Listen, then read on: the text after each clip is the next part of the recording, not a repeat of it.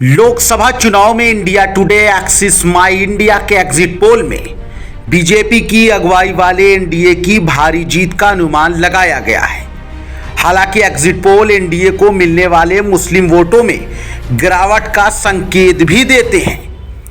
2019 के लोकसभा चुनाव में एनडीए को लगभग 9% मुस्लिम वोट मिले थे। 2024 के चुनाव में ये घटकर 6% रह जाने के अनुमान है।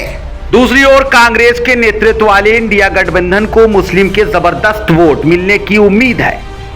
राहुल गांधी की भारत जोड़ो यात्रा और भारत जोड़ो न्याय यात्रा और संविधान बचाओ की अपील ने मुस्लिम वोटों का रुख कांग्रेस की ओर मोड़ दिया है। इस कारण इंडिया गठबंधन को मिलने वाले मुस्लिम वोटों में जबरदस्त यानी 24% का उछाल होने का अनुमान है। 2019 में इंडिया गठबंधन की पार्टी को 52% मुस्लिम वोट मिले थे, लेकिन इस बार इन्हें 76% वोट मिलने के संकेत बताए जा रहे हैं। कई एग्जिट पोल का डेटा बताता है कि इंडिया गठबंधन की पार्टियों को इस बार उत्तर प्रदेश में मुसलमानों का अतिरिक्त 38% वोट मिलने का अनुमान है। बीएसपी का 34% मुस्लिम वोट डाइवर्ट होकर सीधे इंडिया गठबंधन को मिला है। बीएसपी ने अलग होकर यूपी में चुनाव लड़ा था। पार्टी ने कई मुस्लिम उम्मीदवारों को भी टिकट दिया, लेकिन एग्जिट पोल के नतीजों से पता चलता है कि इसका मायावती की पार्टी को कुछ खास फायदा नहीं हुआ है। 3 तलाक पर रोक और मुस्लिम महिलाओं को सशक्त बनाने के लिए कई ठोस कदम उठाने के बावजूद यूपीए में एनडीए को 6% मुस्लिम वोटों का नुकसान होने का अनुमान है। यूपी की तरह ही बिहार में भी यही ट्रेंड देखने को मिल रहा है।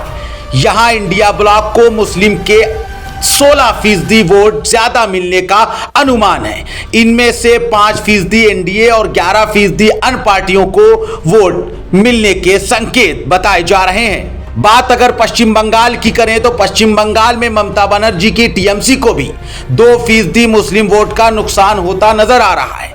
झारखंड में एनडीए के 4% और अन्य पार्टियों के 2% मुस्लिम वोट इंडिया गठबंधन को मिलने की उम्मीद है। एनडीए को मिलने वाले अनुसूचित जाति एसटी, अन्य पिछड़ा वर्ग ओबीसी और सामान्य वर्ग की जातियों के वोट बढ़ने का अनुमान बताया गया है। एनडीए को मिलने वाले एसटी वोट 47% से बढ़कर 48%, ओबीसी वोट 56% से बढ़कर 58% और सामान्य जाति के 60% से बढ़कर 64% होने की संभावना बताई जा रही है। एनडीए को बाकी जातियों से मिलने वाले वोट भी 4% से बढ़कर 48 होने की उम्मीद है।